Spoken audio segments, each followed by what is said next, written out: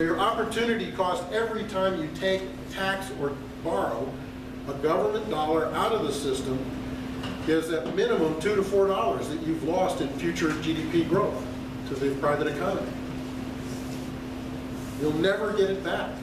And so instead of having a 50, but it's easy to calculate by using the same thing you use to calculate your mortgage. Compound interest, compound negative growth works exactly the opposite way as compound interest. To figure out how much for every dollar you take out it's costing you in future GDP.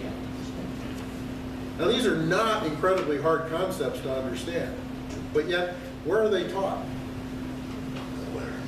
Nowhere. They're not taught anywhere. Isn't that amazing? That these some of the simplest concepts they teach nowhere in public school. And these are simple, right? And they're easy to see when you can, you give them a direct example, like Bastiat did with the broken windows fallacy, of what the cost of the unseen is. So,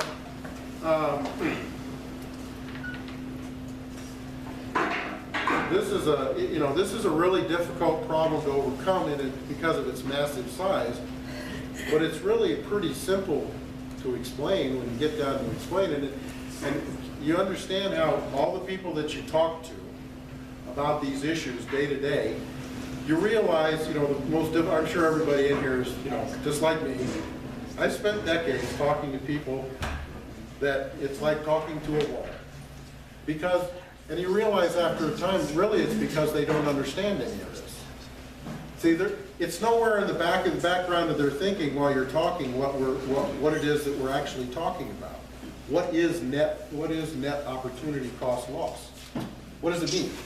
They're not thinking that in the back of their head when you're having these discussions about why we don't need the next government program to spend X amount of dollars, or why the next government program will simply never work because centralized bureaucracies can't, because by definition they're inefficient. And there's no difference between what's happening to the United States now and what happened to the Soviet Union 20-some years ago when it started to break up.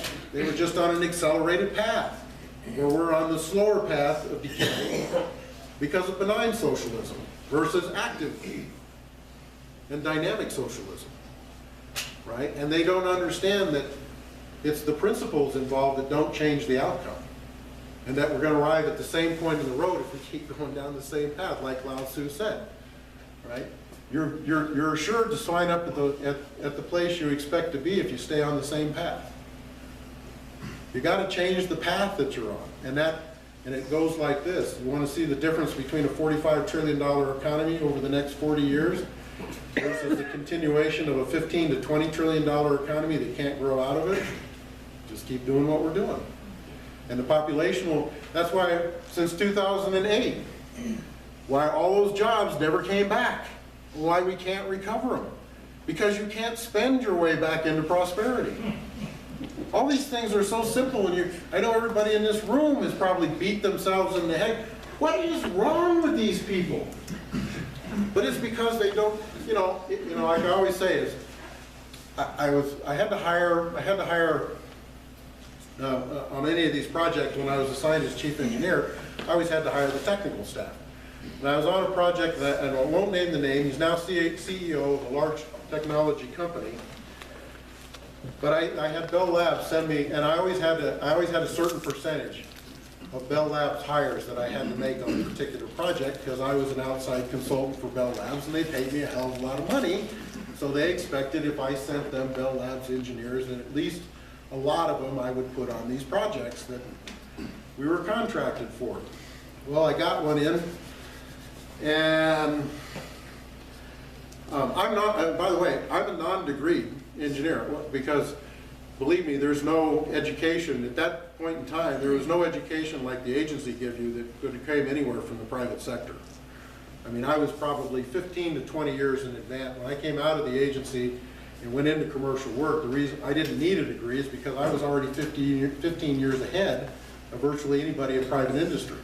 First time I ever worked on a plasma display was 1978 on a system with plasma displays.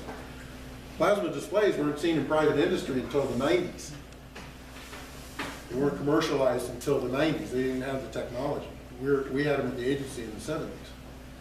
So it wasn't, I didn't need a degree, but I had to learn just all the same stuff in the schools I went to, in both cryptologics and electronics and all the things. I had to learn the same things.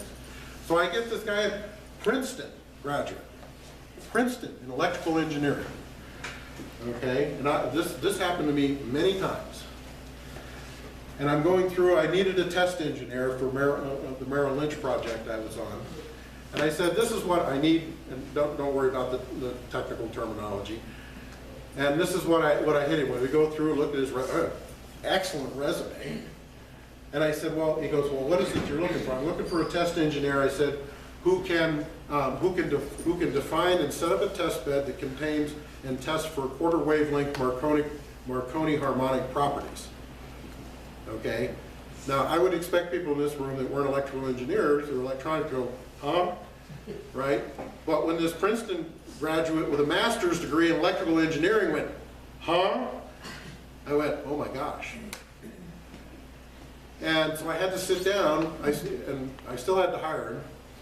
And he ultimately failed, and I moved him off to a portion of the project where he could do no harm. But the incredible thing is he had never really learned the basics. He had gotten all the way through to obtain a master's of science in electrical engineering, and he didn't actually understand the basics that I had to learn in electronics and did on a slide rule.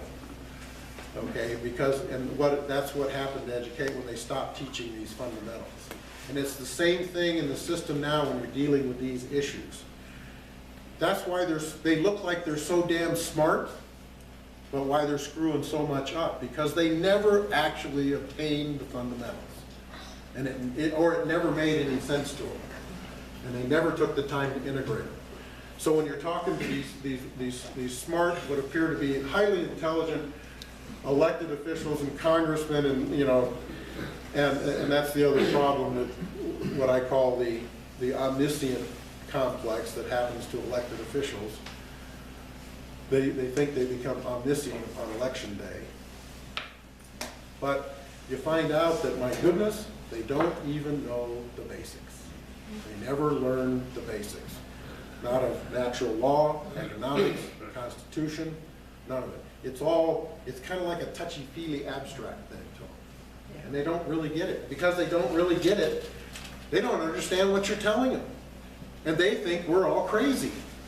And that's why we have to be so diligent in making sure we define the right terms, we get across the right fundamental ideas, and we stick to the right priorities. That's why we need to do those things. Because otherwise we lose our audience. And if we lose our audience, we've lost our mind. Yes? Can we take a few minutes to introduce Pat? Do we want to take a 2-minute bathroom break first, or no? Just want to keep going? What you want to do? You want to take a break for a couple minutes, stand up, stretch your legs, and then Take a 3-minute break. Thank you. You're doing an awesome job.